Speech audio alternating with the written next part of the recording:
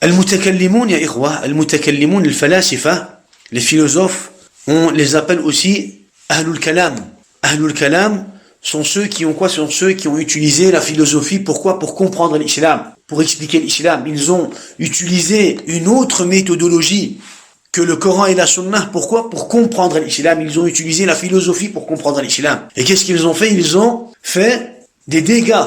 Ils ont fait des dégâts dans quoi? Dans la religion d'Allah subhanahu wa ta'ala. Ils ont ajouté des applications. Ils sont venus avec quoi? Ils sont venus avec de nouvelles innovations. Ils ont inventé de quoi? Ils ont inventé des innovations. Ils sont venus avec des nouvelles compréhensions de certains sujets de l'islam. Al-Muhim, que ça soit en relation avec les bases de l'islam ou alors avec les adorations de l'islam, qu'est-ce qu'ils ont fait? Ils ont falsifié la religion. Ils ont falsifié la religion. Ils ont détruit la religion. Taban, la religion d'Allah subhanahu wa ta'ala est toujours parfaite, complète. Walakin ils ont détruit, quand je dis qu'ils ont détruit la religion, ils ont détruit la religion dans leur compréhension, dans leur façon de faire, dans leur façon d'agir, dans leur façon de faire la da'wah. Et c'est pour cela que les savants ont considéré leur mal plus grand et plus grave que le mal des juifs et des chrétiens, ou alors de A'da Allah. Ils ont considéré le mal des philosophes de Ahlul Kalam comme plus grave et plus dangereux que le mal de A'da Allah, des ennemis d'Allah subhanahu wa ta'ala. Abu Amr ibn Salah a vécu pendant son époque. Il y avait un autre savant, entre parenthèses, walakin de Ahlul Kalam, Abu al-Hassan al-Amidi. Abu al-Hassan al-Amidi. Abu Amr ibn Salah et Abu al-Hassan al-Amidi ont vécu pendant la même période. Et Abu al-Hassan al-Amidi était lui, on va dire le cheikh d'une école, d'une madrasa. Abu al-Hassan al-Amidi, il était connu. Pourquoi il était connu? Pour ilm al-kalam. Il s'était spécialisé dans quoi? Il s'était spécialisé dans ilm al-kalam et dans la philosophie. À leur époque, Al-Ifranj s'était emparé d'une partie de quoi? D'une partie de Bilad al-Muslimin. De Akka et d'une partie de Bilad al-Muslimin en Palestine. Lorsque Abu Amr ibn Salah a entendu cela, les gens sont venus lui poser la question. Al-Ifranj sont venus, qu'est-ce qu'ils ont fait? Ils se sont emparés de la ville de Akka, Acre. Alors, Abu Amr ibn Salah, pour leur faire comprendre la gravité de ilm al-kalam et de l'falsafa, qu'est-ce qu'il leur a dit? Il leur a dit, akhdhuha minhu afdalu min akhdhi Akka. Le fait de s'emparer de l'école de Abil Hassan al-Amidi, de l'empêcher de donner des cours de ilm al-kalam et de l'falsafa, est meilleur que le fait de s'emparer de la ville de quoi? Est meilleur que le fait de reprendre la ville de Akka. Est meilleur que de reprendre la ville de Akka. Le fait de quoi? Le fait de s'emparer ou de prendre la madrasa de Abil Hassan al-Amidi est meilleur que le fait de se préoccuper avec la ville de Acre et de la reprendre. Pourquoi, Ikhwa? Parce que le falasifa, Ahlul Kalam, qu'est-ce qu'ils ont fait? Ils ont falsifié la religion, Ikhwa. Ils ont falsifié la religion. Ils ont rajouté des applications, des compréhensions, des méthodes, ou encore, on va dire, des façons de faire, des façons de comprendre, des règles dans la religion. Ils ont quoi? Ils ont changé, subhanallah, la façon de quoi? La façon de comprendre le livre d'Allah, subhanahu wa ta'ala. Ils ont changé la façon de comprendre le message d'Allah subhanahu wa ta'ala. Et c'est pour cela que Abu Amr ibn Salah a dit le danger de l'existence de l'école de Abil Hassan al-Amidi est plus grave que le danger qui a été appliqué dans la ville de quoi? De Akka. Dans un autre récit, an Muhammad ibn Ahmad ibn Mansour al-Marrouzi, un des élèves de l'imam Ahmad. Il dit un jour, pendant que j'étais avec l'imam Ahmad ibn Hanbal, جاء أربعة من رسل المتوكل يسألونه. 4 messagers du khalifa al-Mutawakkil sont venus le voir. 4 personnes du khalifa al-Mutawakkil sont venus voir l'imam Ahmad ibn Hanbal pour lui poser une question. Alors ils lui ont dit, Al-Jahmiyyatu yusta'anu bihim ala umuri as-sultani qaliliha aw kathiriha aw la amil yahudi wan nasara. Lorsqu'ils sont venus devant l'imam Ahmad, ils lui ont posé une question. Ils lui ont dit, est-ce qu'on peut donner des tâches qui sont en relation avec la gouvernance, l'administration de l'État ou l'administration en général? Est-ce qu'on peut donner des tâches de la gouvernance à des Jahmiyyah, les Jahmiyyah, que ce soit des petites tâches ou alors des grandes tâches? Est-ce qu'il est préférable de donner ces tâches à des Jahmiyyah ou alors à al-Yahoud wa al-Nasara, aux juifs ou aux chrétiens. Alors l'imam Ahmed ibn Hanbal a dit أما الجهمية فلا يستعان بهم على أمور السلطان قليلها وكثيرها. Les Jahmiyyah, en aucun cas, on ne peut les utiliser, ou en aucun cas on ne peut leur donner des tâches qui sont en relation avec quoi? Avec l'administration. Des tâches qui sont en relation avec quoi? Avec السلطان. وأما اليهود والنصارى فلا بأس أن يستعان بهم في بعض الأمور التي لا يسلطون فيها على المسلمين حتى لا يكونوا تحت أيديهم. Par contre, les juifs et les chrétiens, il n'y a rien qui nous empêche de quoi? De leur donner des tâches, ولكن de façon à ce qu'ils ne soient pas eux sur les musulmans. Tu peux lui donner des tâches en général, ولكن pas des tâches, on va dire, des tâches qui vont faire que lui va se retrouver au-dessus des musulmans. قد استعان بهم السلف. L'imam Ahmed ibn Hanbal dit, السلف الصالح, les prédécesseurs, leur ont demandé de l'aide pour certaines tâches. Ils leur ont confié des tâches. Alors, les messagers ou alors les personnes qui étaient venus de la part du Khalif al-Mutawakkil sont repartis. Et lorsqu'ils sont repartis, Mohammed al-Marrouzi a dit à son cheikh, l'imam Ahmed ibn Hanbal, أيستعان باليهود والنصارى وهما مشركان ولا يستعان بالجهمي. يعني, comment se fait-il qu'on va demander de l'aide des juifs et des chrétiens de l'Yahoud ou al-Nasara, tout en sachant qu'ils sont mushrikin, et on ne va pas demander de l'aide d'un jahmi, tout en sachant que lui aussi il est mushrik. Comment se fait-il qu'on va entre le jahmi et Ahlul Kitab préférer Ahlul Kitab, ou donner des tâches à Ahlul Kitab à la place de les donner à des jahmi? Alors l'imam Ahmed lui a dit Ya bunayya yaghtarru bihimul muslimun wa ulaika la yaghtarru bihimul muslimun. Oh mon petit garçon, ou alors oh mon petit garçon, yaghtarru bihimul muslimun. Les Jahmiyyah, à cause de les musulmans se font arnaquer. Les musulmans tombent dans l'égarement à cause d'eux. Mais les Yahoud ou les Nasara, les musulmans ne se font pas arnaquer, ou ne se font pas, on va dire, mener à l'égarement à cause de l'Yahoud ou Nasara. Leur situation est claire pour les musulmans. Yahoudi ou Nasrani. Amma les Jahmiyyah yaghtarru bihim al-muslimun. Les musulmans se font quoi? Les musulmans se font influencer par quoi? Par leur façon de faire, par leur façon d'expliquer la religion, par leur façon de pratiquer la religion. Les musulmans se font arnaquer. Et c'est pour cela qu'il est préférable de donner les tâches qui sont en relation avec l'administration à Ahl al-Kitab qu'à Al-Jahmiyyah. Tamam? Pourquoi? Parce que Ahl al-Bid'a, ya ikhwa, Ahl al-Bid'a da'iman yaghtarru bihim al-muslimun. Les innovateurs, ils sont toujours plus graves.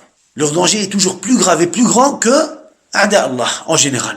Pourquoi? Parce que Ahl al-Bid'a détruisent la religion. Ils cherchent à détruire la religion.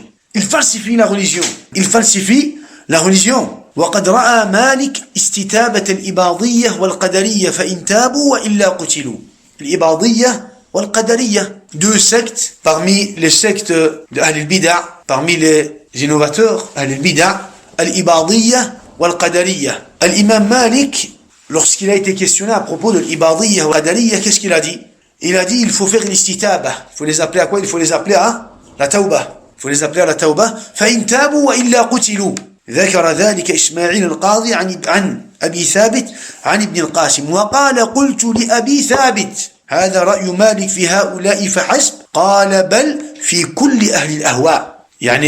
Cela a été rapporté par Ismaïl al-Qadi. Lui il a rapporté de Abi Thabit, et Abu Thabit l'a rapporté de Ibn al-Qasim. Ibn al-Qasim est l'élève de l'imam Malik. Alors Abu Thabit dit j'ai dit à Abi al-Qasim, est-ce que cela était l'avis de l'imam Malik juste à propos de l'Ibadiyya Qadariyya?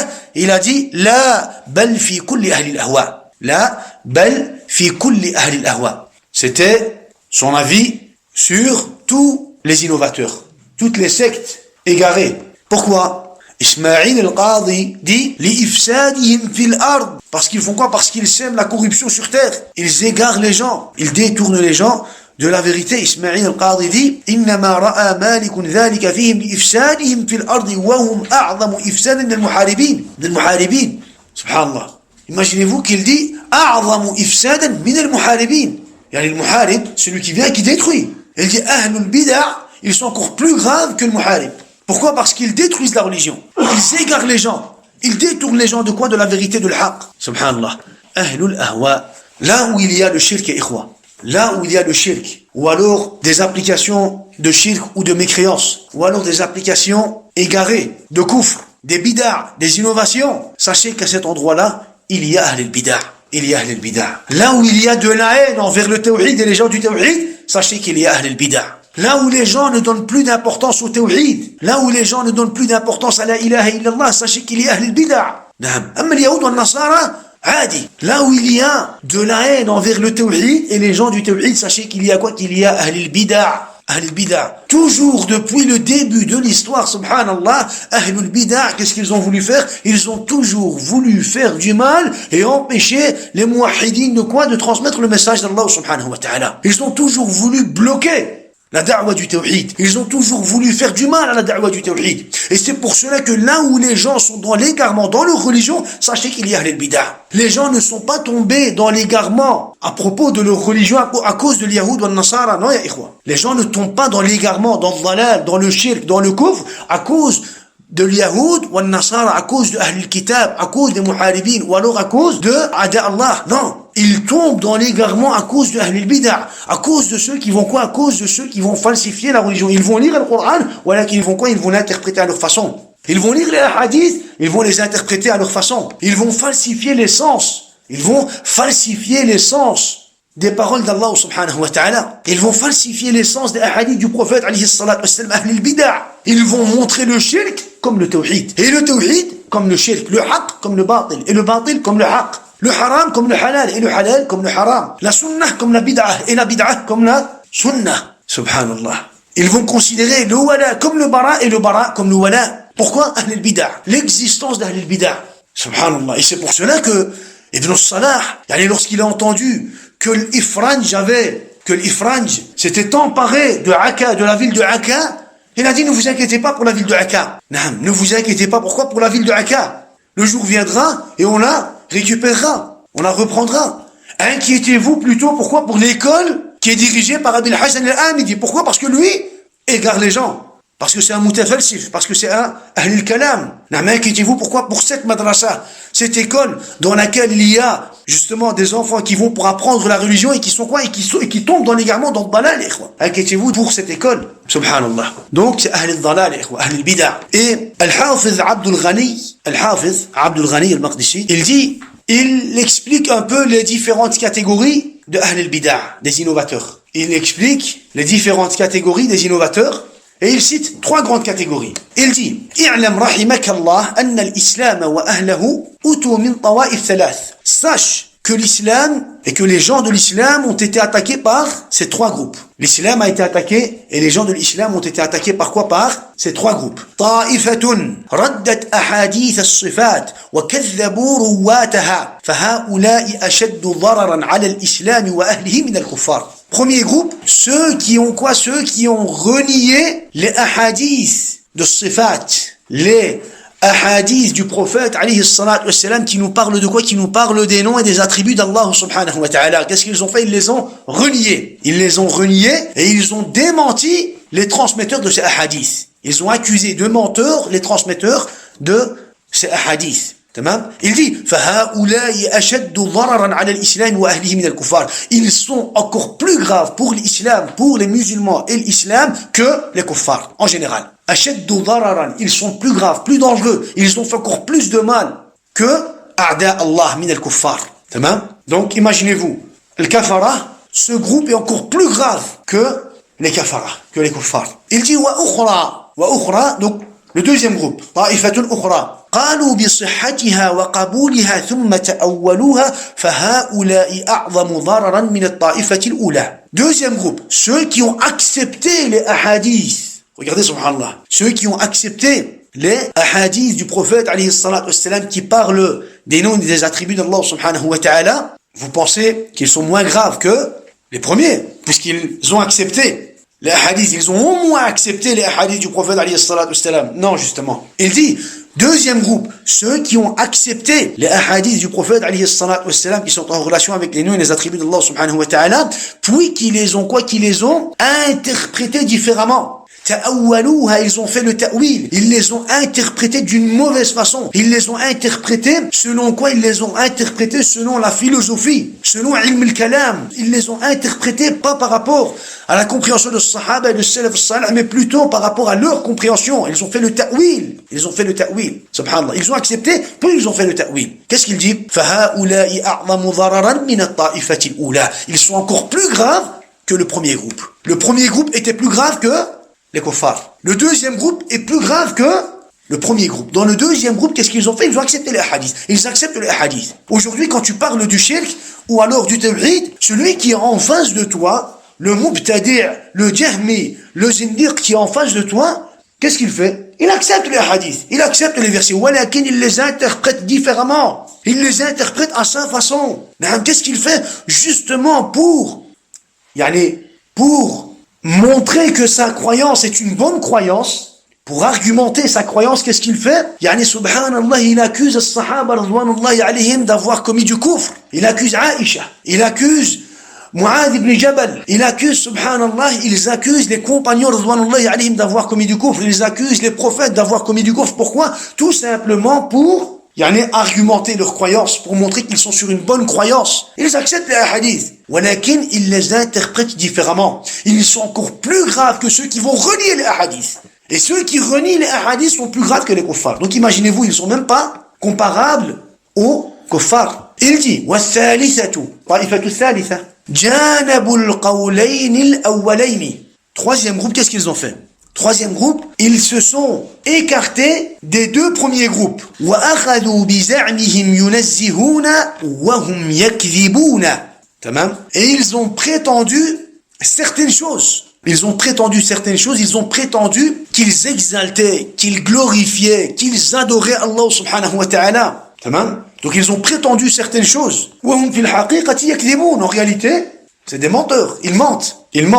Ils ont voulu s'écarter des deux premiers groupes en prétendant qu'ils ne cherchent qu'à exalter Allah subhanahu wa ta'ala, qu'à adorer Allah subhanahu wa ta'ala. Tamam? Mais en réalité, hum yakdhiboun, ils mentent. فَأَدَّاهُمْ ذَلِكَ إِلَى الْقَوْلَيْنِ الْأَوَّلَيْنِ. Leur prétention n'a fait en sorte qu'ils se sont retrouvés dans une situation où ils ont eu en eux-mêmes les deux premiers avis. Les deux premières façons de faire. Ils ont voulu s'écarter des deux premiers groupes. Ils se sont dit, nous, on n'a rien à voir avec eux. Mais qu'est-ce que vous voulez? Qu'est-ce que vous faites? يَزْعُمُونَ أَنَّهُمْ يُنَزِّهُونَ اللَّهَ تَبَارَكَ وَتَعَالَى. Ils prétendent qu'ils ne cherchent qu'à glorifier Allah subhanahu wa ta'ala. Moi, je ne cherche qu'à vivre ma religion. Je ne cherche qu'à exalter Allah subhanahu wa ta'ala. Mais en réalité, subhanallah, il dit quand tu les regardes et que tu analyses leur situation, tu vois qu'en réalité, qu'est-ce qu'ils ont fait? Ils ont rassemblé en eux-mêmes les deux principes des deux groupes précédents. Ceux qui ont renié et ceux qui ont falsifié. Subhanallah. Ils ont rassemblé les deux chars. Ils ont rassemblé les deux kufrs, les deux chars. وَكَانُوا أَعْظَمَ ضَرَرًا مِنَ الطَّائِفَتَيْنِ الْأَوَّلَتَيْنِ. Et ils ont été quoi? Ils ont été encore plus graves que les deux premiers groupes. Ils acceptent une partie en falsifiant, on va dire, l'essence. Ils acceptent une partie des hadiths en faisant le ta'wil. Ils renient une autre partie des hadiths. Ils prétendent qu'ils ne cherchent qu'à exalter Allah subhanahu wa ta'ala, walakin en réalité, كَذَّابُونَ هُمْ أَشَدُّ ضَرَرًا min at-ta'ifatayn al-awwalatayn. Subhanallah. Donc, en réalité, Ahl al-bid'ah. Forcément, les innovateurs de nos jours, qu'est-ce qu'ils font? Ils font partie d'un de ces groupes. Imma le premier, ou alors le deuxième, ou alors le troisième. Le premier, c'est rare que tu vas trouver quelqu'un qui va renier, même s'il y en a. Comme ceux qui vont renier les hadiths ahad. Ils vont renier directement. Mais il y en a qui vont accepter, puis qui vont falsifier. Et il y en a d'autres qui vont renier une partie, qui vont accepter une partie et qui vont faire le ta'wil, et qui vont de cette façon falsifier la religion d'Allah subhanahu wa ta'ala. Tamam? Et c'est justement pour cela qu'en réalité, qu'est-ce qu'il fait? Il nous cite l'exemple de Al-Fakhr al-Razi. Al-Fakhr al-Razi, pourquoi? Parce que lui, Al-Fakhr al-Razi faisait partie de Falasifa, de Ahl al-Kalam. Et qu'est-ce qu'il a fait? Il a fait beaucoup de mal, même s'il a écrit des ouvrages, il a écrit un livre de tafsir, il a écrit des livres. Qu'est-ce qu'il a fait? Il a fait darar. Il a fait du mal al-muslimin, al-islam al-muslimin. il a voulu le citer pour nous faire comprendre que de cette porte, de la porte de ilm al-kalam et de al-falasifa, qu'est-ce qu'il y a eu? Il y a eu des shirkiyat et des kufriyat qui se sont propagés dans la ummah. Et comme je l'ai dit, ikhwa, s'il y a un shirk qui est appliqué à un endroit, sachez que c'est parce qu'il y a Ahl al-Bid'ah. S'il y a des discussions sur le tawhid, sachez que c'est parce qu'il y a Ahl al-Bid'ah. Ce n'est pas les juifs et les chrétiens qui divergent avec nous sur le tawhid. Comme on l'a dit, les juifs et les chrétiens savent très bien pourquoi le prophète a été envoyé. Ils savent très bien que le prophète a été envoyé pour le tawhid. Ils savent très bien que le prophète a été envoyé pour la ilaha illallah. Et pour faire le takfir de celui qui va contredire la ilaha illallah, de celui qui va faire le shirk. Les juifs et les chrétiens savaient très bien cela. Ils savaient très bien cela. Voilà qu'il y a les bid'ah qui vont quoi? Qui vont diverger. Qui vont diverger sur tous les sujets. Sur tous les sujets. Tu ne peux pas trouver, toi, un mubtadi' qui ne va pas diverger sur un sujet. Si c'est pas sur un sujet qui est en relation avec Asl-ad-Din, il va te trouver un sujet qui est en relation avec quoi? Avec l'ibadat. Si c'est pas un sujet qui est en relation avec l'ibadat, il va te trouver un sujet qui est en relation avec quoi? Avec des ahadiths. Avec l'explication des ahadiths. Avec le mu'amalat. Avec l'akhlaq. Al-muhim, il va te trouver un sujet. Pour diverger avec toi. Pour falsifier la religion. Pourquoi? Parce qu'ils ont une façon d'expliquer la religion, une façon de comprendre la religion. Et ils veulent, subhanallah, absolument que tu sois comme eux. Ahl al-Bid'ah, ils veulent absolument que tu sois comme eux. Tu dois être comme eux. Tu dois croire comme eux. Tu dois faire comme eux. Si tu ne fais pas comme eux, tu es quoi? Tu es, subhanallah. Al-Muhim. On continue, il dit, قال فتأمل هذا. أي في الكلام السابق. Médite sur ça. فتأمل هذا. Médite sur ça. Il parle de quoi? Il parle des paroles. وتأمل ما فيه من تفصيل الشبهة التي يذكرها أعداء الله ولكن من يرد الله فتنته فلن تملك له من الله شيئا. Médite sur ça et réfléchis sur ce qu'il y a comme ambiguïté citée par les ennemis d'Allah subhanahu wa ta'ala. Et réfléchis sur ce qu'il y a comme ambiguïté citée par les ennemis d'Allah subhanahu wa ta'ala. Comment est-ce qu'ils font, subhanallah? Pourquoi? Pour semer le doute dans les cœurs des gens, subhanallah. Médite, réfléchis, regarde comment est-ce qu'ils font. Ils prennent une partie d'une parole d'un des savants. Pourquoi? Pour te faire croire que le takfir du mu'ayyan n'existe pas dans la religion d'Allah subhanahu wa ta'ala. Ils te prennent une parole mutashabih, une parole mujmal, une parole am, une parole mutlaq.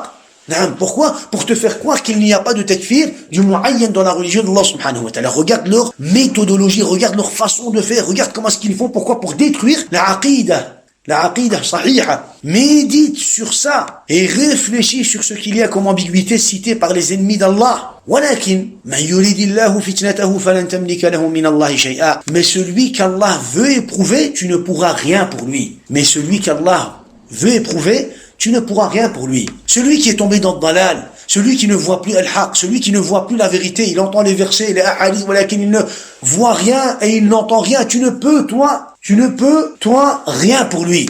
Tu ne peux rien faire pour lui. Tu ne peux pas le guider.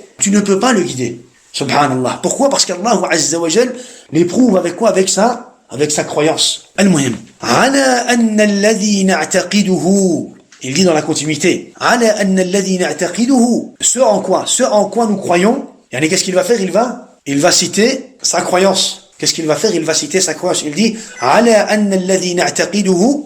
Ce en quoi nous croyons. À partir d'ici, il veut exposer sa croyance. Mais en réalité, c'est comme s'il disait, malgré tout ce que je viens de citer, imagine que Taymiyya ne fait pas le takfir du mu'ayyan. Nous, notre croyance par rapport à al-kitab wa sunnah est la suivante.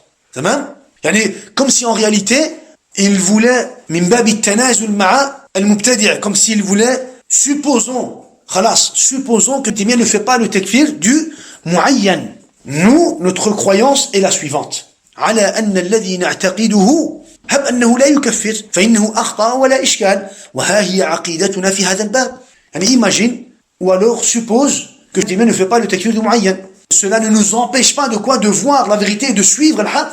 Et voilà, je t'expose ma croyance ou notre croyance. Il dit على أن الذي نعتقده وندين الله به ونرجو أن يثبتنا عليه أنه لو غلط هو أو أجل منه في هذه المسألة وهي مسألة المسلم إذا أشرك بالله بعد بلوغ الحجة أو المسلم الذي يفضل هذا على الموحدين أو يزعم أنه على حق أو غير ذلك من الكفر الصريح الظاهر الذي بينه الله ورسوله وبينه علماء الأمة أننا نؤمن بما جاءنا عن الله وعن رسوله من تكفيره ولو غلط من غلط فكيف والحمد لله ونحن لا نعلم عن واحد من العلماء خلافا في هذه المسألة. Donc il dit, ce en quoi nous croyons, par lequel nous adorons Allah subhanahu wa ta'ala. Nadinullah bihi. Nous adorons Allah subhanahu wa ta'ala avec quoi? Avec cette croyance, ikhwa.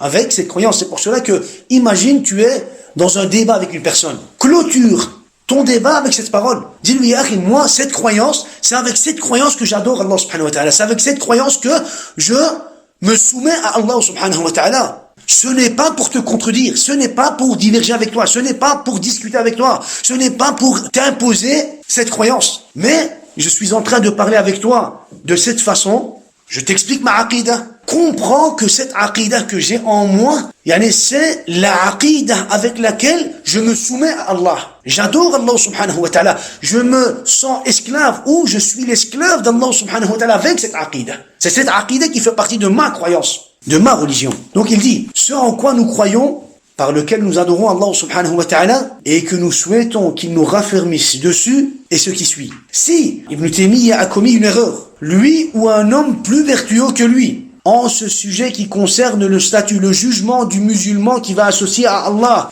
Ou le muslim alladhi yufaddilu hadha ala al-mushrik. Quand il dit hadha, il parle de qui? Il parle du mushrik. Al-mushrik ala al-muwahhidin. Ou le muslim alladhi yufaddilu hadha ay al-mushrik ala al-muwahhidin. Ou alors le statut, le jugement du musulman qui va préférer cette personne, le mushrik. Quand il dit cette personne, il parle du mushrik. Ou monothéiste, ou muwahhid, ou muslim. Tamam?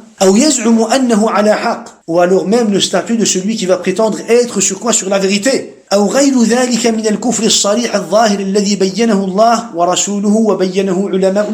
bien encore autre chose faisant partie de la mécréance évidente éclaircie par Allah et son messager, ainsi que les savants de la communauté. Donc qu'est-ce qu'il dit? Il dit par cela, il veut te dire, imagine que ces personnes, ou alors un savant qui est même plus vertueux que lui ne fait pas le takfir de ceux que je viens de citer. De celui qui va commettre le shirk, ou alors de celui qui va préférer un mushrik à un muwahhid, ou alors de celui qui va être sur le shirk et qui va prétendre être sur la vérité, ou alors de celui qui va commettre des actes de mécréance évidentes. Imagine que Timé ne fait pas le takfir de ces personnes. Khalas. Pour nous, cela n'est pas un problème. Pourquoi? Parce qu'on va revenir, nous, vers la parole d'Allah et la parole du prophète, alayhi salatu wassalam, et la compréhension de Sahaba. On ne va pas revenir vers la parole de Taymiyyah. Pourquoi? Pour vivre notre religion. On ne va pas vivre notre religion par rapport aux paroles de Taymiyyah, mais on va revenir vers la révélation et la compréhension de Sahaba, radwanullahi alayhim. Tamam? Il dit, Anna nu'minu. Donc ici, qu'est-ce qu'il fait?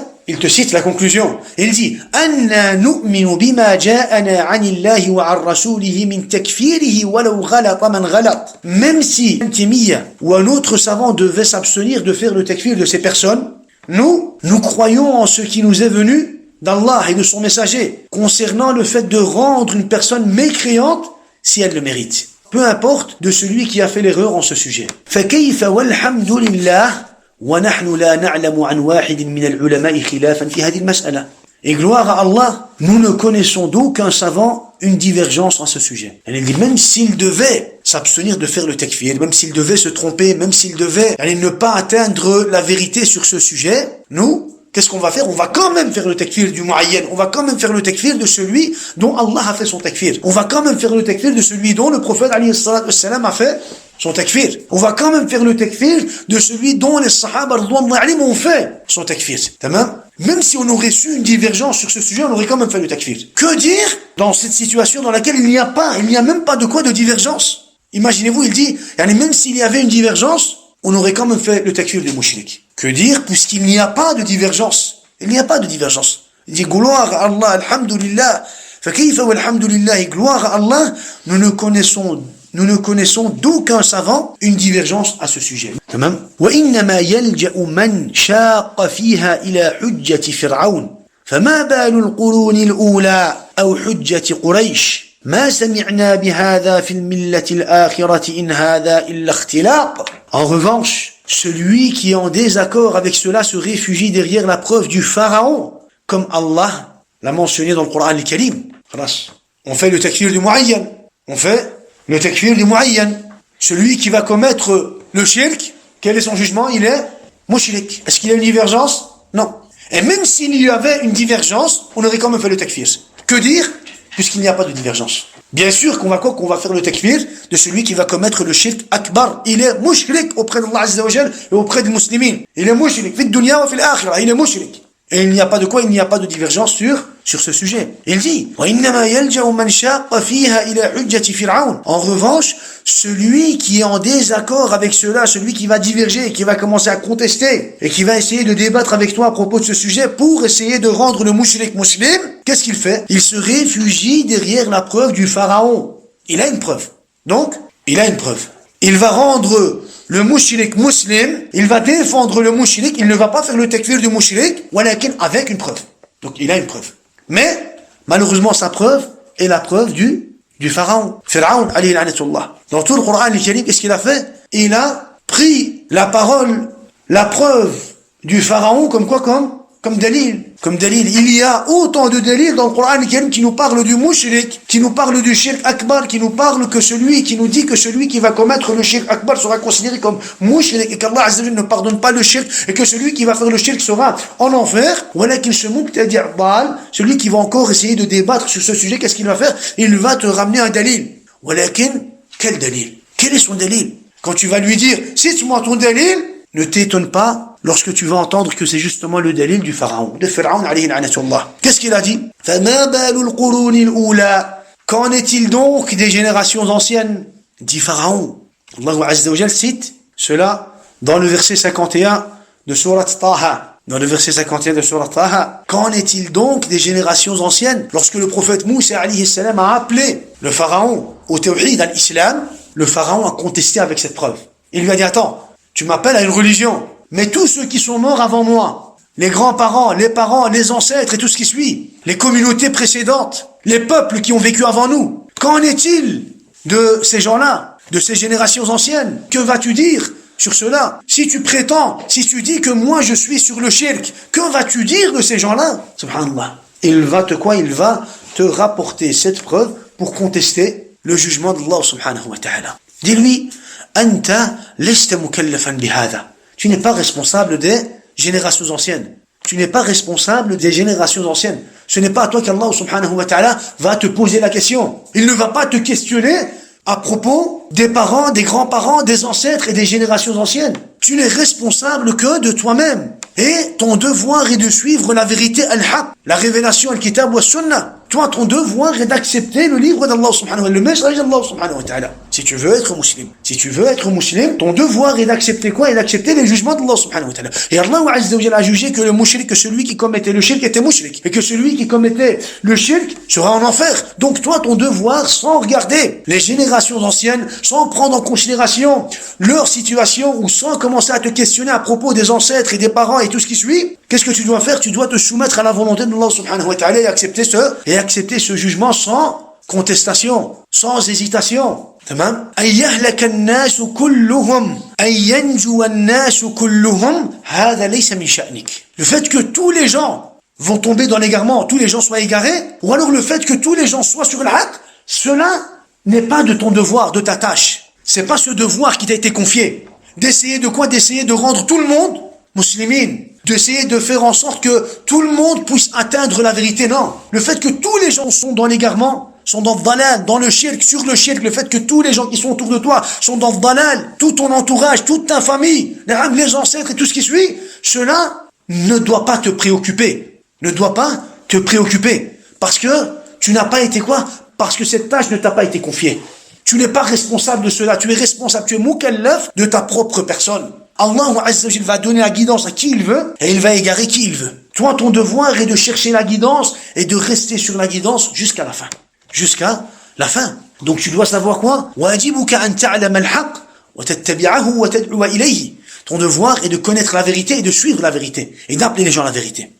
أن تعلم الشر وتعرف أهل الشر وتحكم عليهم بما حكم عليهم القرآن والسنة. Ton devoir est de connaître le shar, le mal, et les gens de shar et les gens du mal, et de juger de leur situation comme le jugement d'Allah subhanahu wa ta'ala, du prophète alayhi salatu wassalam, comme le jugement du livre d'Allah azza wa jal et de la sunna du prophète alayhi salatu wassalam. وَلَوْ غَلَطَ مَنْ غَلَطَ مِنْ أَهْلِ الْعِلْمِ. Même s'il y a des savants qui se sont trompés dans ce sujet, ou à propos de ce sujet, même s'il y a des savants qui se sont trompés, qui n'ont pas jugé comme le jugement du livre d'Allah Azza wa Jalla et de la sunna du prophète alayhi salatu wassalam, toi, occupe-toi de ce qu'Allah Azza wa Jalla t'a ordonné. Ne perds pas ton temps à analyser les paroles des ulama. Ne perds pas ton temps à essayer de quoi? À essayer de décortiquer les paroles des ulama. À essayer de chercher, ou alors à essayer même de défendre certains savants. Ne cherche pas. Il t'a apporté, le mubtadi', le jahmi, le murji, le mushrik, il t'a apporté une parole de Taymiyya. Dis-lui, khalas, mon devoir et ton devoir n'est pas de quoi? Notre devoir n'est pas de suivre les paroles de Taymiyya. Et tire-le directement vers quoi? Vers al-wahy, al-kitab wa sunnah. Vers al-wahy, al-kitab wa sunnah. Et dis-lui tout simplement, supposons que cette parole est vraie, et que c'est une parole qui est muhkam, et que c'est la seule parole qui nous parle de ce sujet à propos de ce savant. Khalas, ghalata. Akhta'a, il s'est trompé. Et ce n'est pas parce que tel savant s'est trompé qu'on doit se tromper, qu'on doit le suivre dans son erreur. Ce n'est pas parce que tel savant s'est trompé, ou alors, voilà, ce n'est pas parce qu'on a eu une parole d'un savant qui nous parle d'un sujet bien précis qu'on doit tous forcément le considérer cette parole comme quoi? Comme une preuve. Abadan ya ikhwan. Tamam? Anta lasta mukallafan bibn Taymiyyah ou alors bi Cheikh Mohammed. Tamam? Naam. Anta mukallaf bil wahy. Bil wahy. Bil Qur'an wa sunnah. وفهم الصحابة رضوان الله عن الجميع. Ton devoir n'est pas de suivre tel savant ou tel savant, mais ton devoir est de suivre la révélation, en prenant en considération la compréhension de as-sahaba radwanullahi anil jami'. Tamam ya ikhwan. Donc, il dit en revanche, celui qui est en désaccord avec cela se réfugie derrière la preuve du pharaon, comme Allah Azza wa Jalla l'a mentionné dans le Coran al-Karim. Qu'en est-il donc des générations anciennes, dit Pharaon, ou derrière celle de Quraysh? Comme l'a dit Allah subhanahu wa ta'ala, nous n'avons pas entendu cela dans la dernière religion, le christianisme. Ce n'est en vérité que pure invention. Donc qu'est-ce qu'il va faire? Le mubtadi', le jahmi, le mushrik, qu'est-ce qu'il va faire? Il va contester walakin avec une preuve. Imma il va te rapporter la preuve du Pharaon, ou alors il va te rapporter la preuve de Quraysh. Qu'est-ce qu'il va te dire? ما سمعنا بهذا في الملة الآخرة. On n'a jamais entendu ça. Vous parlez, vous dites tawhid, shirk, akbar, taghut, la ilaha illallah. On n'a jamais entendu ça. Millat Ibrahim, les conditions de la ilaha illallah, al-wala, wal-bara, takfir mushrikin. Subhanallah, les conditions de la ilaha illallah. On n'a jamais entendu ça. Nous, on a toujours entendu celui qui dit la ilaha illallah, il entre au paradis. D'où vous nous avez ramené, vous, les conditions de la ilaha illallah, le taghut, et qu'il faut renier le taghut, et vous nous parlez des catégories du taghut, et vous nous parlez de shirk, et on va dire du shirk dans quoi? Du shirk dans al-hukm, et vous nous parlez du shirk dans l'ibadat, dans le dua, vous nous citez des paroles des savants qu'on n'a jamais entendues, vous nous citez des versets, subhanallah, vous les interprétez différemment, vous nous parlez de Millat Ibrahim, vous nous dites que les mouchriquins du temps du prophète acceptaient la seigneurie d'Allah subhanahu wa ta'ala. On n'a jamais entendu ça. Nous, on a toujours entendu que ces gens-là, ils adoraient les mouchriquins du temps du prophète, alayhi salatu wassalam, ils adoraient Hubal, une statue, bas, Dalil de Quraysh.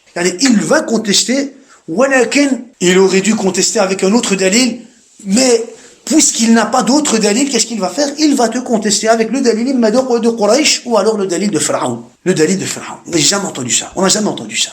Subhanallah. On n'a jamais entendu ça. Et il va, subhanallah, malgré avoir entendu le haqq, malgré avoir entendu la vérité, le haqq, subhanallah, il va refuser de suivre le haqq. Il est face à la vérité. Il doit juste se dire que ça, c'est la révélation. C'est le haqq, c'est la révélation. Donc, je dois accepter la révélation. Mais subhanallah, les traditions, les coutumes, ses connaissances, ce qu'il a vu de ses parents et de ses ancêtres, tout ce qui suit, vont l'empêcher, subhanallah, de faire le pas vers la vérité. Et il va vivre éternel, il va vivre jusqu'à la fin de sa vie sur le shirk, et il va mourir sur le shirk. Subhanallah. C'est pour cela que quand tu parles avec quelqu'un, quand tu vas parler avec quelqu'un, tu dois toujours lui expliquer que, attends, ton devoir, tout d'abord, c'est d'accepter le kitab wa sunnah. Et la compréhension de Sahaba, comprendre le livre d'Allah et la sunna du prophète, mais selon la compréhension de Sahaba.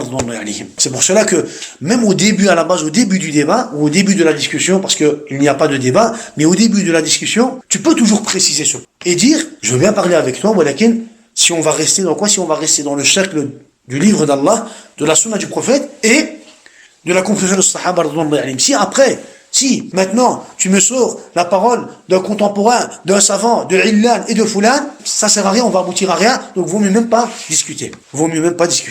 Donc la référence c'est quoi? C'est le kitab wa sunnah. Al-muhim, on va se suffire de ce qu'on vient de citer. Barakallahu fikum wa jazakumullahu khairan wa subhana rabbika rabbil izzati amma yasifun wa salamun al mursalin walhamdulillahi rabbil alamin. Wa jazakumullahu khairan.